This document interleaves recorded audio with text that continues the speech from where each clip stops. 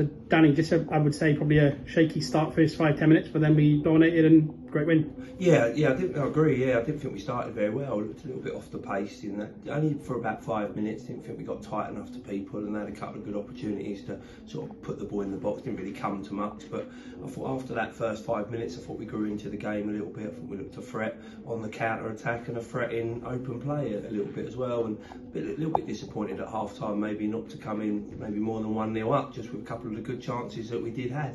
Just made that little bit of detail maybe needed.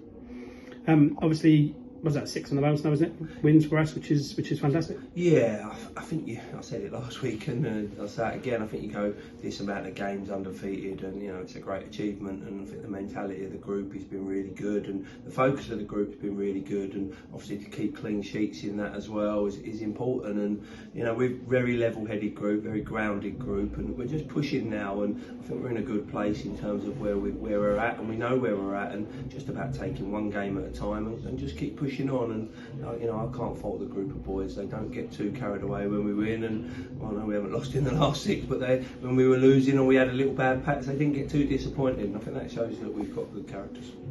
Obviously part of your programme notes this week we alluded to how far can the group go. It's a big mantra at the moment. Yeah, definitely. Yeah, I think it's a message to them really, and we're past it over there. I'm going to keep working hard and pushing as a management team and trying to prepare them as best we can. And we're going to use the squad. I think we've got 17 players now signed up with the skipper that hopefully can be back in a few weeks' time, and that's our squad to the end of the season, we believe. And everyone's going to be needed in terms of that. And I think we passed the message over to the boys with our support and our pushing and prodding and trying to get every ounce out of them we can. And how far can they take this journey? And already, excuse me, already ahead of schedule of where we want it to be. So these are almost bonus games really. So excuse me, bonus games for us. So, but yeah, I think the message is how far as a club and as a team can we take this journey. And I think to see everybody's faces after today and the happiness, that's all I do it for really, is to make people happy, and to see our happy supporters and our happy players is brilliant.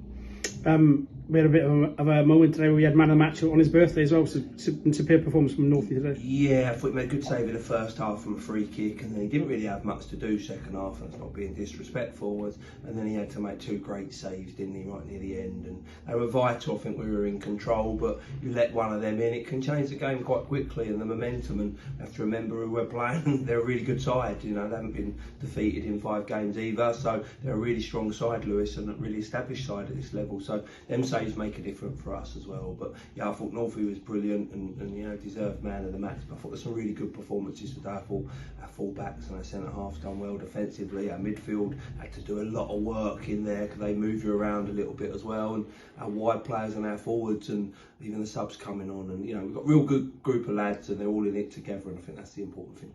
Obviously, we announced Josh has joined, and obviously he made his debut today. What does he offer?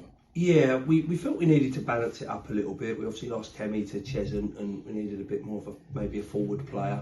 We're asking a hell of a lot of our wide players in Manny and Kenny and Bennis to work really hard for us, and we just felt the balance of the squad probably needed another attack-minded player. And Josh he's done well. He done well at Aldershot, and he went into Maidstone. It probably didn't quite work out how well he's done, but he'd been in and around their squad at that level. So we see in training he's a good finisher. He's got a good bit of pace, and he's a good kid as well, local boy, lives in Dagenham, so yeah, he's fitted in already with the squad as well. And as I said at the start, I think this will be our squad. Hopefully we can stay injury free to the end of the season, and I'm confident in them, and I feel that they're in a good place themselves.